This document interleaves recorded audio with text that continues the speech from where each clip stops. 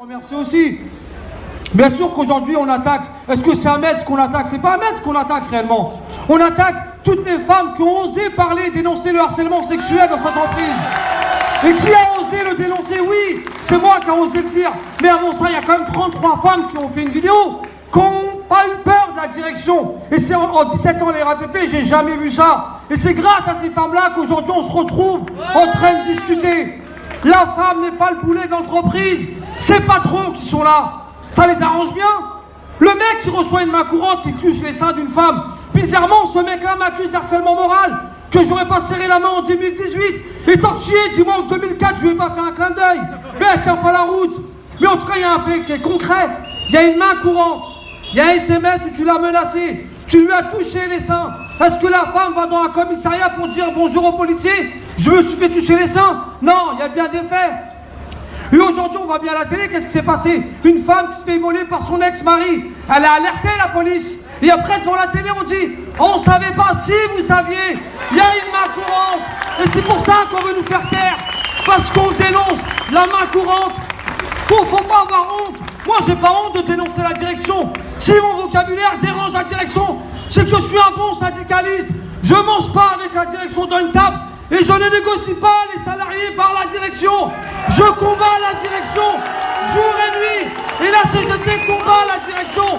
On ne mange pas avec eux à la table. Eux, c'est des vendus. Nous, on est là pour défendre nos conditions de travail. Les femmes et les hommes dans l'entreprise. Voilà les camarades et merci à tous. On est avec les camarades de l'Infrapol qui sont en grève aujourd'hui, qui sont venus soutenir Ahmed, parce que Ahmed est venu les soutenir plusieurs fois. Et moi je voulais apporter notamment la solidarité du syndicat de Sudrail Paris Nord aujourd'hui. C'est pas la première fois les camarades qu'on vient place de la Chambaudie. On est déjà venu plusieurs fois, que ça soit pour Alex, que ça soit pour Patrick, François, Yacine, Ahmed, etc. On est même venu pour les camarades de RSRATP à Nil-Abidi. On avait même, avec les camarades du Bourget, chez Sudrail, on avait même collecté 500 € pour dire à Annie en fait qu'on le soutenait face à la répression en fait et la mise à pied que lui avait infligée l'entreprise. Et je pense les camarades, je vais pas redire tout ce qu'on a dit, que ah, t'as touché un militant, c'est touché tout le monde, etc. Mais c'est quoi la suite réellement? Parce qu'ils sont organisés, ils sont coordonnés. C'est pas anodin en fait qu'on prend une boîte d'avocats pour monter un dossier de toutes pièces. Ahmed, il est référent harcèlement. Mais il n'y a pas que des gens qui sont référents harcèlement, ni même qui ont eu tout le pédigré formidable de Ahmed, qui sont victimes de licenciements dans les organisations syndicales. Et la seule réponse, et je rejoins ce qu'a dit mon camarade Fabien Villedieu, c'est la grève les camarades. C'est la grève. Je vais vous donner un exemple concret. En 2018, on a eu chez Sudrail 2 militants qui sont passés en conseil de discipline. Il y avait un camarade à Paris Sud-Est qui s'appelle Reynald, qui était menacé de radiation. Et il y avait un autre camarade que aussi vous connaissez qui s'appelle Éric Bezou, qui était du côté de Saint-Lazare et qui était lui aussi menacé de radiation. On avait fait une campagne formidable pour Éric Bezou. C'était pareil, de la même branche, de la même trempe que les camarades de Ahmed. Il avait sauvé énormément de femmes qui ont été victimes de viols, de sexisme, etc. Mais ça n'a pas sauvé. Parce que qu'est-ce qui a manqué à la campagne d'Éric Bezou? C'était la grève massive. Et les camarades de Paris Sud-Est, ils n'ont pas blagué. Ils ont ramené plus de 90% de déclarations d'intention de grève au patron. Et lui ont dit, mec, si tu joues le malin, on va briser ton entreprise et on va mettre à terre les trains de la SNCF. Et ça les a fait reculer, les amis. Ça les a fait reculer. Et c'est ce message-là que j'ai envie de transmettre. Et les camarades de l'Infrapol diront un mot aussi derrière moi. Mais il y a la nécessité de construire un rapport de force d'ampleur, non pas que pour Ahmed, mais tous les Ahmed qui vont venir derrière, et pour tous ceux qui ne sont pas spécialement référents harcèlement et qui vont se faire déglinguer, comme chez Orange, comme chez La Poste, comme à la SNCF. Et il y a la nécessité de construire ce rapport de force-là. Je trouve dommage qu'il y ait plein d'organisations syndicales qui ne soient pas là aujourd'hui. Comment, après les témoignages qu'on a entendus, on ne peut pas venir ici en tant que représentant syndical à la RATP? Mais c'est pas eux qui vont le faire d'eux-mêmes. Il va falloir que la base, elle aille les chercher. Il va falloir que vous, militants syndicaux ou non syndiqués, allez réclamer ça. Demandez-leur où vous êtes aujourd'hui. Qu'est-ce qu'il y a à faire le 10 mai? Il y a des piquets de grève partout. Qu'est-ce que tu fais à 13 h un lundi 10 mai quand on est en plein confinement? T'as quoi à faire en tant que représentant syndical, sinon venir défendre un camarade de ton entreprise? On est là. Et c'est ça qui est problématique. Je le dis pas pour vous les camarades, je le dis pour ceux qui sont absents, et c'est primordial. La dernière chose que je voulais dire avant de laisser un petit mot à Kevin, il y a une phrase magnifique d'une révolutionnaire qui s'appelait Clara Zetkin, et je trouve à quel point elle est le synonyme de tout ce qu'on a entendu aujourd'hui. Clara Zetkin, elle disait que l'émancipation de la prolétaire, il ne sera pas du ressort de toutes les femmes, sans distinction de classe, mais il sera du ressort de l'unité en fait, de l'ensemble des prolétaires, des travailleuses et des travailleurs au sein de la classe. Et on voit à quel point l'union entre Ahmed et les travailleuses en fait est formidable. Et je vous encourage les amis, partout où il y a des femmes qui sont victimes de violences sexistes, aidez-les, soutenez-les et donnez-leur de la force pour pouvoir lutter. Merci. Parlementaire, la France Insoumise, on est venu à plusieurs députés aujourd'hui pour vous apporter particulièrement à Ahmed tout le soutien de la France Insoumise. Et surtout pour dire à la RATP qu'on les voit, qu'on les regarde. Et moi, une chose dont je suis heureuse aujourd'hui, c'est que finalement, aujourd'hui, c'est Ahmed qui est aujourd'hui demandé pour sanction, convoqué pour sanction. Mais c'est le procès de la RATP. Comment peuvent-ils filmer tout à l'heure? Comment peuvent-ils écouter les témoignages des femmes qui racontent comment elles ont été agressées sexuellement, comment elles ont perdu 2 enfants, et sur lequel il n'y a eu aucune sanction? Gloire à ces femmes qui osent parler. Et d'ailleurs, depuis qu'Ahmed a été convoqué pour sanction, et bien depuis lors, 30 femmes se sont exprimées pour raconter le harcèlement et les agressions sexuelles et sexistes qu'elles avaient subies dans cette entreprise. Ah, il est beau! Et pour cette entreprise qui se dit modèle de l'égalité femmes-hommes, et pour ce gouvernement qui avait dit que la grande cause du quinquennat de ce mandat serait l'égalité la femme-homme, eh bien elle est belle cette entreprise. On savait déjà que la RATP est une entreprise voyou. On sait déjà qu'ils font des fichages illégaux, notamment des syndicalistes, pour les bloquer de leur avancement. On sait déjà qu'ils sont en train de faire payer aux salariés la grève et la magnifique grève des retraites qu'ont menée notamment la RATP, avec plusieurs salariés qui ont été sanctionnés. Il y a Patrick qui est juste derrière, mais il y en a d'autres, il y a Yacine, il y a François. Une tentative de suicide sur justement un des sites de Vitry, bon ça non plus on n'oublie pas. Et jusqu'à Alex qui est aujourd'hui menacé de licenciement pour avoir mené cette grève d'intérêt général. Donc la RATP, on vous voit, on ne vous lâchera pas. Et demain dans l'hémicycle, je poserai une question justement sur Ahmed, sur Alex et sur tous les autres qu'on essaye de détruire, parce que ne vous y trompez pas amis.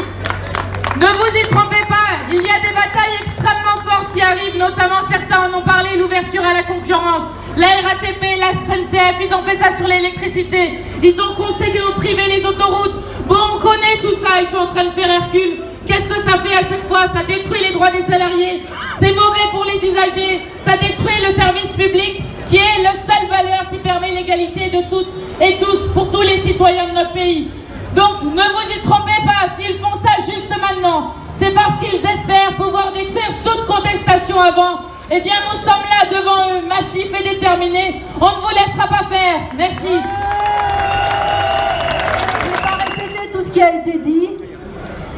On sait tous pourquoi Ahmed est menacé de révocation. On le sait tous, on l'a tous compris.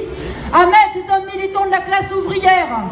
C'est un militant de base. C'est un militant qui aide les travailleuses et les travailleurs à relever la tête.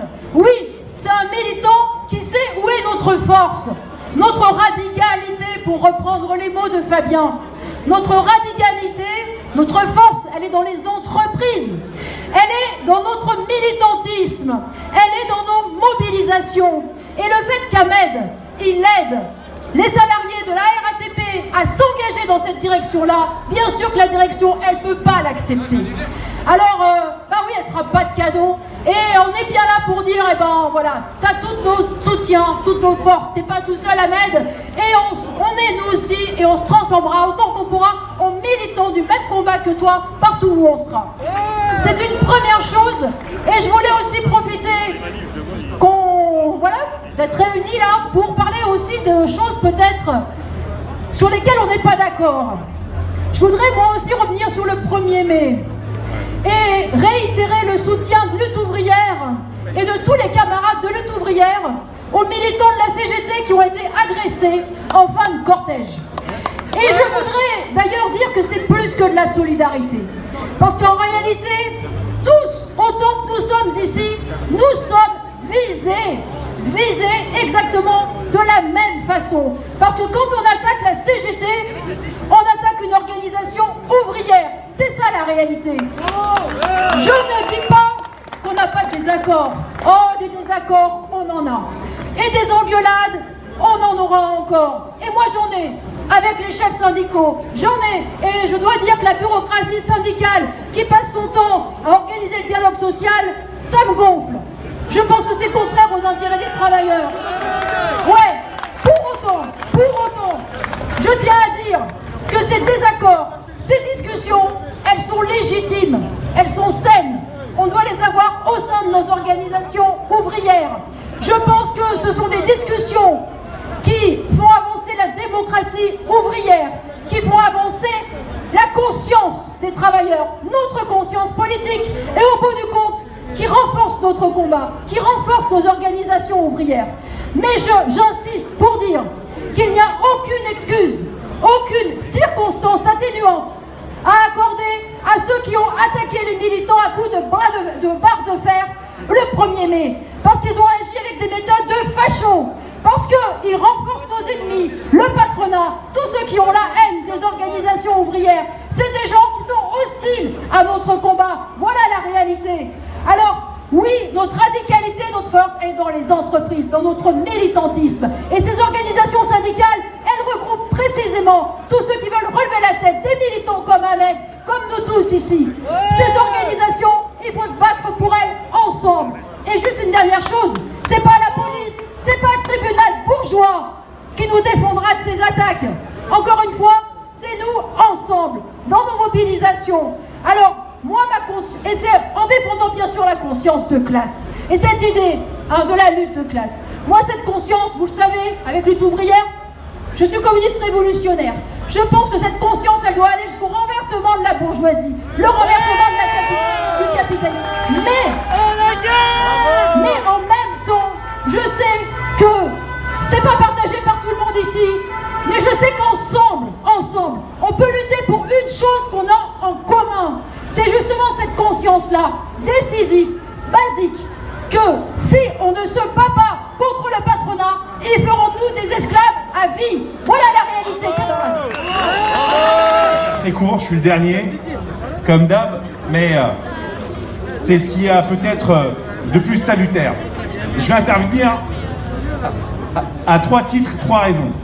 La première, politique, je vais faire très court, je sais l'hostilité qu'on peut avoir, mais je remercie Mathilde Panot, je remercie Eric Coquerel, je remercie Nathalie Arthaud et je remercie Julien Bayou qui n'a pas pu être là aujourd'hui et qui dit clairement à Valérie Pécresse que c'est votre présidente de tutelle. Quand Valérie Pécresse est choquée, et tout le monde peut l'entendre, lorsqu'un machiniste descend mettre une gifle à un gamin parce qu'il lui a manqué de respect, parce que quand on se lève à 4h du mat', c'est pas pour se faire insulter, et ben elle peut aussi dire à la présidente de la RATP que Ahmed est là pour défendre, hormis les salariés, les femmes, toutes les femmes. Alors si on se dit féministe, on doit être aux côtés d'Ahmed. J'interviens aussi de manière fraternelle. Je sais la répression que peut mener la RATP. Je suis un ancien machiniste, j'ai fait 14 ans à la régie, ancien délégué syndical. La RATP, elle a 3 choses pour elle. Le temps, l'argent et les moyens humains pour briser un être humain. J'ai dit que je dirais très court. Je vais vous parler et je vous demande, s'il vous plaît, d'imaginer un enfant de 8 ans qui vous parle. Un enfant de 8 ans qui ne peut pas se défendre, qui a été victime des pires atrocités, qui hurlait lorsqu'on lui arrivait, qu'on lui faisait cette atrocité pendant 4 ans, tous les mercredis, pendant que certains avaient centre de loisirs, moi j'avais viol. Et les voisins qui étaient à côté, ils entendaient, mais il n'y avait pas d'Ahmed Béral. J'aurais voulu, moi, cet enfant de 8 ans, avoir Ahmed Béral à mes côtés. Et oui, Khadija, tu as raison, il faut parler. La honte et la peur doivent changer de camp. Mais, comment voulez-vous que la peur et la honte changent de camp lorsque celles et ceux qui sont censés nous protéger se font allumer. Lorsque ce gouvernement ultralibéral d'extrême droite, comme Madame Pécresse, muselle les Ahmed Béral, comment voulez-vous que nos copines et nos copains victimes de violences, d'agressions sexuelles puissent relever la tête et parler et mettre fin à cette omerta? C'est pas possible. Nous sommes toutes et tous Ahmed. Merci à vous. Comment c'est passé? Eh bien, il y a eu un long débat de 4 heures pour démontrer que j'ai jamais harcelé moralement ce chef-là et des preuves à l'appui. Voilà, que eux, quand ils ont dit que je l'avais appelé en 2018 par rapport à un truc daté, je leur démontre bien qu'il y avait des documents à l'appui, que ça a toujours été cordial. On me dit que je l'ai rappelé en 2019, je n'aurais pas serré la main. Je leur dis déjà c'est des faits prescrits et je ne lui aurais pas serré la main. Je veux dire, il n'y a rien d'harcèlement dans ce domaine-là, il n'y a rien où j'harcèle moralement. En tout cas, je leur démontre bien que bizarrement, cette personne-là a fait une déclaration d'accident de travail au moment donné où nous, on lui met une main courante, où il a accusé d'agression sexuelle. Bizarrement que lui, 5 jours après, là, il fait un rapport pour dire je suis harcelé moralement par M. Béral Ahmed. Au moment donné où il sait qu'il a accusé d'harcèlement sexuel. Voilà, il y a eu un long débat. Après, faut pas se mentir, c'est comme la direction, elle décide. Et aujourd'hui, elle a décidé de rester sur la révocation. Ils ont 1 mois pour rester sur la révocation ou de changer l'avis. Et s'ils ne changent pas l'avis, ben, voilà, il y aura l'inspection du travail. Ça pourrait aller l'inspection du travail décider est-ce que je suis licencié ou pas. Mais est-ce que j'entendais quelque chose de grandiose devant la direction? Non, il n'y a rien à attendre d'eux. La direction a décidé de m'attaquer avec un cabinet d'avocats où ils ont payé 70 000 balles ou je ne sais pas combien ils ont mis dedans. C'était pas pour être gentil avec moi. Et quand je vois sur l'enquête comment elle était montée, mais c'est une enquête qui ne tient même pas la route. Des faits qui sont déjà prescrits, où j'ai déjà pris de la mise à pied pendant les faits de grève. Et aujourd'hui, on me dit sur mes prérogatives de la SCCT, où on condamne des bus qui n'ont pas été nettoyés avec des DGI, danger grave imminent. Et ça, ils se basent sur ça pour dire que c'est le harcèlement moral. Et à un moment donné, non, on est là pour se battre, pour dénoncer tout ça. Et voilà, et on va aller jusqu'au terme de toute cette histoire-là. La direction, elle fait ce qu'elle a à faire. Moi, en tant que représentant syndical, j'irai au prud'homme. Je vais interpeller l'inspection du travail dès que je recevrai mon courrier pour dire qu'ils seront obligés de me prévenir.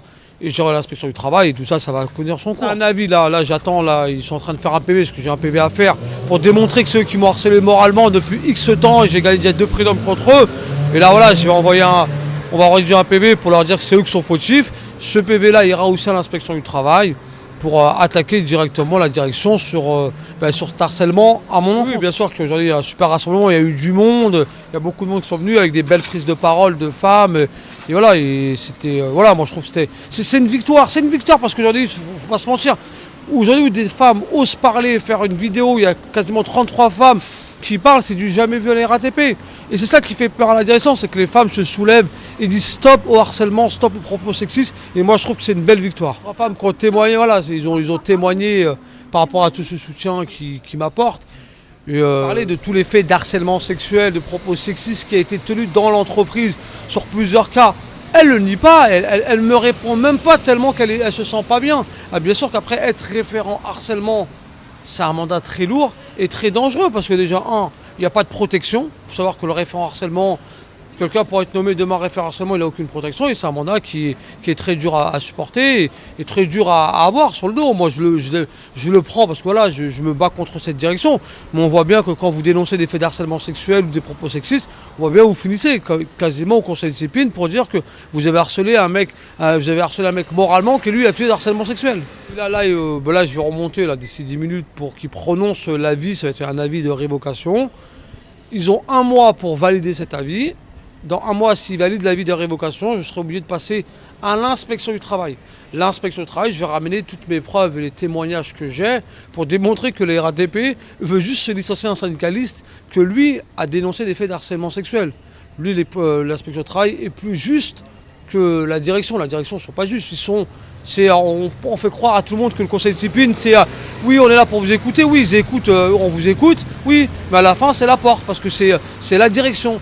L'inspection du travail, c'est un peu plus ouvert et plus neutre pour avoir un dialogue avec où là, ils vont vraiment regarder les pièces que j'ai à ramener, que la direction n'a aucune pièce à ramener. Voilà. Bien sûr que la direction ne me va pas répondre. Quand on prend l'affaire de Christelle qui se fait séquestrer par 2 GPSR, la sûreté de la RATP à 1h30 du matin, mais la RATP elle est au courant de ça, elle s'en fout. Quand je dénonce des faits d'agression sexuelle sur le centre bus de Bel Air, et j'en ai parlé ici aujourd'hui, le mec il est récidiviste. On l'a mis où? On l'a mis à Bercy pour le protéger de je sais pas quoi, mais pour dire voilà, on a fait quelque chose, on l'a retiré du dépôt de Béliard pour le mettre à Bercy. Tout ça pour vous dire que les seules personnes qu'on licencie, c'est les syndicalistes qui dénoncent les faits d'harcèlement sexuel. Et si vous êtes un machiste, vous êtes accusé d'harcèlement sexuel, je vous garantis que vous finirez à la porte. Quand c'est côté direction, tout se passe bien, on camoufle, ou sinon, si on ne peut pas camoufler, vous finissez à Bercy. Bercy, c'est le centre, c'est libyen. Bercy, c'est le centre où il y a tous les bureaux de la RATP. Voilà.